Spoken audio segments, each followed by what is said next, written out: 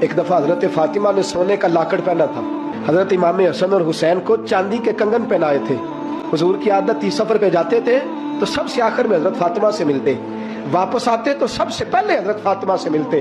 میرے حبیب واپس آئے، حضرت فاطمہ کے دروازے پہ قدم رکھا تو گلے میں لاکڑ دیکھا، شہزادوں کے پاس کنگن دیکھے، وہیں سے قدم پیچھے ہٹا لیا۔ حضرت فاطمہ ہچکیاں لے کے رونے لگی۔ حضرت علی گھر آئے تو کہا فاطمہ کیا ہوا؟